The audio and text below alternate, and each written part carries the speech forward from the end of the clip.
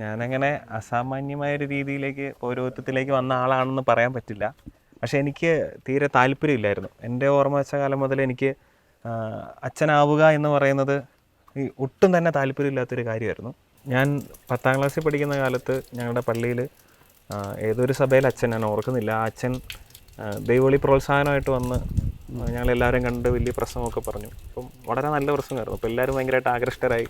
ഞങ്ങളൊരു 23ഓളം പേര് എൻ്റെ ക്ലാസ്സിലുണ്ടായിരുന്നു. അന്ന് അവിടെ ഉണ്ടായിരുന്ന 22 പേരും അച്ഛൻ തന്ന ഷീറ്റിനകത്ത് പേരൊക്കെ എഴുതി സെമിനാരിൽ പോകാൻ ആൺപിള്ളേരും മടത്തി പോകാൻ പെൺപിള്ളേരും എഴുതി കൊടുത്തു. അപ്പം ഒരാൾ മാത്രം എഴുതുന്നില്ല. അപ്പം അച്ഛൻ ചോദിച്ചു എന്താണ് എഴുതാത്തത് എന്ന് പറഞ്ഞു. അപ്പോൾ വെച്ചാൽ എനിക്ക് ഉറപ്പാണ് ഞാൻ എൻ്റെ വിളി കുടുംബജീവിതമാണ് എന്ന് പറഞ്ഞു. 10ാം ക്ലാസ് വെച്ച് ഉറപ്പിച്ചതാണ്. പക്ഷേ ഒരു ട്വിസ്റ്റ് വന്നത് എന്താണെന്ന് വെച്ചാൽ എഴുതി കൊടുക്കാത്തത് ഞാനാണ്. ഞാൻ മാത്രം അച്ഛനായി, ബാക്കി എല്ലാവരും ഇന്ന് കുടുംബജീവിതം നയിച്ചുകൊണ്ടിരിക്കുന്നു.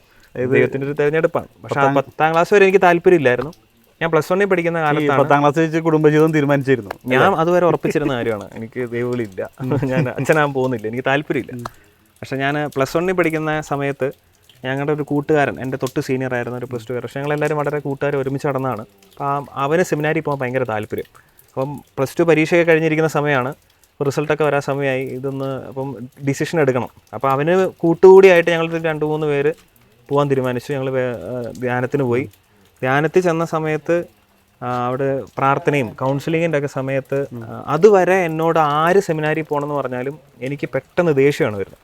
പക്ഷെ അന്ന് ആ കൗൺസിലിങ്ങിന് വന്ന ആൾ എന്നോട് ആദ്യമായിട്ട് പറഞ്ഞു, മോനെ അച്ഛൻ സെമിനാരിലോട്ട് പോകാൻ വേണ്ടിയിട്ട് അങ്ങനെ ദൈവം ആഗ്രഹിക്കുന്നുണ്ടെന്ന് പറഞ്ഞു. പക്ഷെ അത് കേട്ടപ്പം ഞാൻ സാധാരണ രീതിയിൽ എന്നോട് അച്ഛനാവാൻ പോകണമെന്ന് വാക്കുകൾ പറയുന്ന പോലെയല്ല എനിക്ക് മനസ്സിലായത്. ഞാൻ ഇതിനു മുന്നേ ധ്യാനം കൂടിയിട്ടുണ്ട്, കൗൺസിലിങ്ങുകളും കൂടിയിട്ടുണ്ട്, എൻ്റെ ആദ്യത്തെ ഒന്നുമല്ല.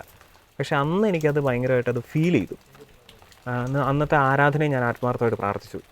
അന്ന് മുതൽ എൻ്റെ തീരുമാനം മാറി. അത് എന്താണോ, എങ്ങനെയാണോ, എന്തുകൊണ്ടാണ് മാറ്റിയതെന്നൊന്നും എനിക്കറിയില്ല.